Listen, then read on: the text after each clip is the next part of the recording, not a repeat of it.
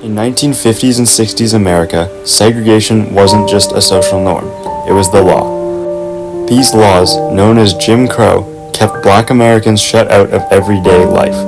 From schools, water fountains, lunch counters, bathrooms, movie theaters, and even the right to vote. It was a system built on fear, power, and silence. In 1955, that silence was shattered. Emmett Till was just 14 years old when he left his home in Chicago to visit his family in Money, Mississippi, where he was accused of whistling at a white woman. That was all it took. Days later, he was kidnapped, tortured, and murdered by two white men, Roy Bryant and J.W. Milam. At their trial, an all-white jury took only 55 minutes to set them free. But Emmett's mother, Mamie Till Mobley, made a choice that would echo across the country. She held an open casket funeral, forcing the world to see what had been done to her son. Emmett's murder would become the spark that lit the fire for the civil rights movement as we know it.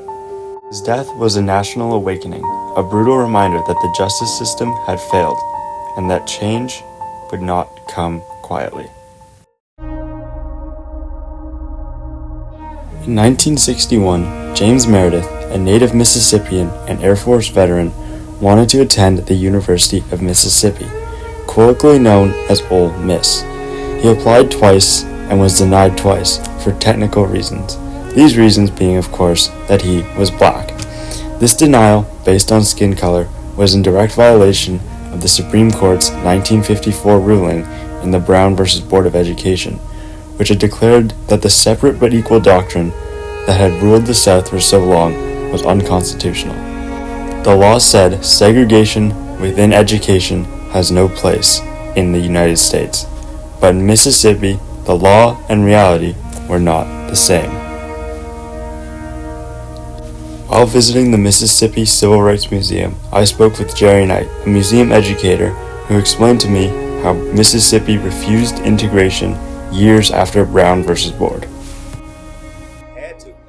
They had to because if it was left up to the states, and in this case Mississippi and Louisiana, they weren't going to allow this to happen because they didn't want integration. They didn't want it at all. So they were trying to prevent it. So the federal government had to step in just in order to make things go smoothly, or as smooth as better than it would have been if the states had done it themselves. And, and just being honest, the states just didn't want that to happen. They didn't want integration to take place. But these are the people with enslavement. And even though people don't want to think that after all this time enslavement is still impactful, but it is. That same attitude, the same attitude exists from that time to now. So it was the same thing. It was about white supremacy and just the idea of keeping that power that you had in this country, and just to keep hold of it, because once you integrate it, that was going to change a whole lot of things, as it should. Despite Mississippi's refusal to integrate, Meredith did not back down. He filed a lawsuit against Ole Miss, backed by the NAACP and with the support of civil rights leader Medgar Evers. For nearly 2 years, the case made its way through the courts, and when the U.S. Supreme Court finally ruled in Meredith's favor, Mississippi still refused to admit him. Governor Ross Barnett publicly defied the federal ruling. The state used delay tactics and bureaucracy to keep Meredith out, hoping that the pressure would eventually make him quit. On the 30th of September 1962, James Meredith arrived on the Ole Miss campus, and what followed was absolute chaos. White mobs rioted, bricks were thrown, guns were fired. The federal marshals, there to protect Meredith and ensure his enrollment, were attacked. 2 people were killed and hundreds were injured. John F. Kennedy, the President of the U.S., sent over 30,000 federal troops to restore order. Amid the smoke, the hatred, the resistance, Meredith walked through those gates and entered his first class the next morning. He became the first black student to attend Ole Miss.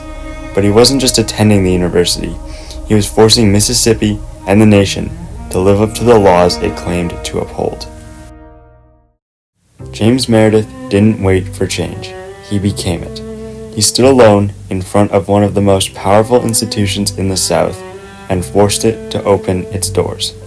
What followed wasn't just about him. His actions challenged a system, moved a nation, and proved that one person, with focus and courage, can start something much bigger. He wasn't a celebrity.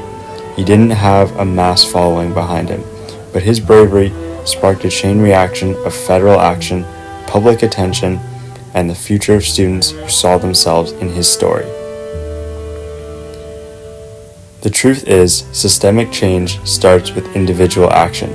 It starts with one person who refuses to accept that's just the way it is, and it continues when the rest of us decide not to look away.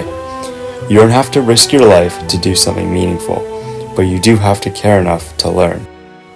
So here's one place to begin. Spend 10 minutes reading or listening to something that helps you understand today's racial issues. A podcast, an article, personal story.